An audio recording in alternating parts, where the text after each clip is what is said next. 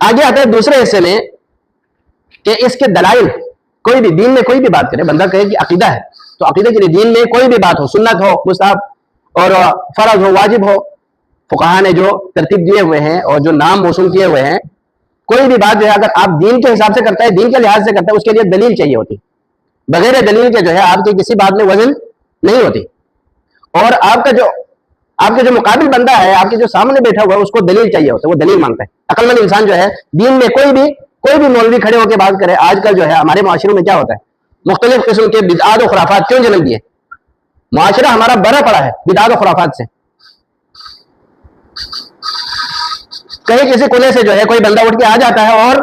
لوگوں کے سامنے جو ہے ایسے عقائد، ایسے نظریات وہ رکھتا ہے، ایسے افکار جو ان کے دل و دماغ میں وہ ڈال دیتا ہے کہ وہ بہت بڑی عبادت، عمل و عبادت سمجھ کے اس کو انجام لاتے ہیں،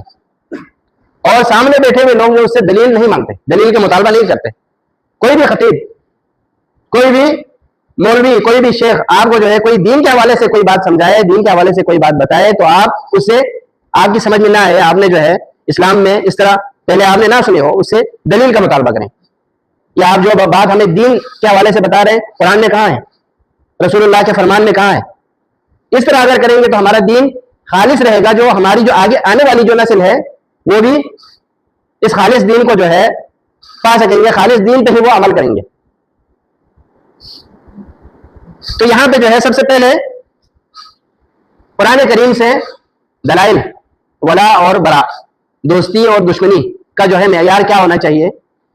کس سے دوستی ہونی چاہیے اور کس سے دشمنی، اور دوستی کس بیس پر، اسی طرح دشمنی جو ہے کس بیس پر، کس وجہ سے ہونی چاہیے۔ تو اللہ رب العزت ارشاد فرماتے ہیں کہ انما ولیکم اللہ ورسولہ والذین آمنوا، رب العزت نے جو ہے یہاں پہ فرما دیا ولا کے حوالے سے، بے شک اللہ تمہارا دوست ہے اور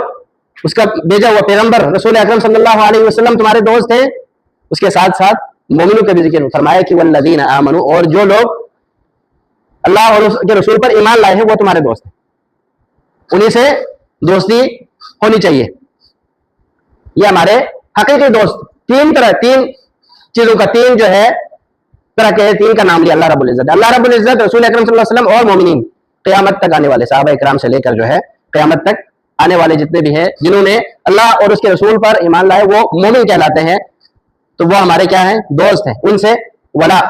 ان سے دوستی ہونی چاہیے، ان سے محبت ہونی چاہیے۔ اور اسی طرح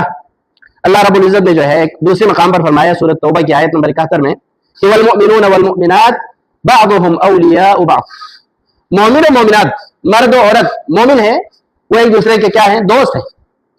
ایک دوسرے سے دین کے لحاظ سے، دین کی وجہ سے ایک دوسرے سے محبت کرتے ہیں۔ اور اسی طرح اللہ رب العزت نے سورۃ الفتح کی آیت نمبر 29 میں فرمایا کہ محمد الرسول اللہ، محمد صلی اللہ علیہ وسلم اللہ کے رسول ہیں، والذین معہ، اور آپ کے ساتھی محمد صلی اللہ علیہ وسلم کے ساتھی کون ہیں، صحابہ اکرام رضوان اللہ علیہم اجمعین۔ سب سے پہلے نمبر پر جو آتے ہیں ابو بکر، عمر، عثمان، علی، پھر عشرہ مبشرہ ہے، دیگر صحابہ اکرام ہیں، 1 لاکھ سے اوپر صحابہ اکرام تھے رضوان اللہ علیہم اجمعین۔ ہمیں ان سب سے جو ہے محبت ہے، ان سب کے لیے ولا کا عقیدہ ہے ہمارے لیے، دین کی وجہ سے، اللہ اور اس کے رسول کی وجہ سے، نہیں تو ہم نے جو ہے نہ اللہ کو دیکھا ہے، نہ رسول اللہ کو دیکھا ہے، نہ صحابہ کرام کو دیکھا۔ اور یہ ایک دوسرا عقیدہ ہمارا کیا ہے، غیبیات پر ایمان، جن چیزوں کو ہم نے نہیں دیکھا، جو ہمارے لیے غیب ہیں، ان پر ایمان۔ اللہ رب العزت نے فرمایا کہ محمد صلی اللہ علیہ وسلم اللہ کے رسول ہیں، والذین معہ، اور آپ کے ساتھی اشداء علی الکفار، کفار پر بڑے سخت ہیں، کفار پر بڑے سخت ہیں، رحماء بینہم، آپس میں بڑے ہی رحم دل ہیں۔ حضرت عمر فاروق رضی اللہ تعالیٰ عنہ، ان کا جو غصہ ہے، سختی ہے، ناراضگی ہے، وہ سارا کچھ کس کے لیے ہوتا تھا، کفار کے لیے۔ آپس میں جو ہے جب آپ خلیفۃ المسلمین بنے، امیر المومنین بنے، اس وقت ممبر پہ چڑھ کے خطبہ دے رہے ہیں، ان میں سے ایک بندہ اٹھ کے اعتراض کرتا ہے خلیفۃ المسلمین کو، امیر المومنین کو، جس کا نام سن کے جو ہے قیصر و کسریٰ کانپ اٹھتے تھے،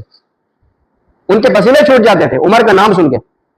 ان کے اپنے رعایا میں سے ان کے سامنے جو بندہ کھڑے ہو کے اعتراض کر رہا ہے کہ مجھے آپ کا خطبہ نہیں سننا، پہلے آپ جو ہے حساب دیں گے کہ آپ نے جو جوڑا جو ہے اپنے تن کو ڈھانپنے کے لیے، بدن کو جو ہے ڈھانپنے کے لیے جو تن پہ آپ نے جوڑا رکھا ہوا ہے، جوڑا پہنا ہوا ہے، وہ کہاں سے لایا؟ مال غنیمت میں سے جو ہے تمام لوگوں کو ایک ایک چادر جو ہے تقسیم ہوا تھا. حضرت عمر رضی اللہ تعالیٰ عنہ جو ہیں بڑے ماشاءاللہ جسمانی طور پر بھی بڑے صحت مند تھے, بڑے لمبے ترنگے اور طاقتور تھے. تو اس بندے نے اٹھ کر اعتراض کر دیا کہ سب کو ایک ایک چادر ملا, ہم تو چھوٹے ہیں, آپ تو کافی ہم سے جو ہے جسمانی حساب سے بڑے جو ہے طاقتور اور بڑے ہیں, آپ کا کیسا جوڑا بن گیا, ہم میں سے کسی کا نہیں بنا, حالانکہ ہم آپ سے جسمانی حساب سے کم ہیں. تو یہ اعتراض کر دیا. حضرت عمر رضی اللہ تعالیٰ عنہ نے اپنے بیٹے کو کھڑا کر کے جو ہے اس سے جواب دلوایا کہ میرا بیٹا جواب دے گا تمہارے اس سوال کا. بیٹا کہتا ہے کہ مجھے جو میرے حصے میں جو چادر آئی تھی وہ میں نے اپنے بابا کو دے دی تھی کہ وہ ان کے کپڑے پھٹے ہوئے تھے, پیبند لگے ہوئے تھے. حضرت عمر رضی اللہ تعالیٰ عنہ کی سادگی وہ بھی معروف ہے. تو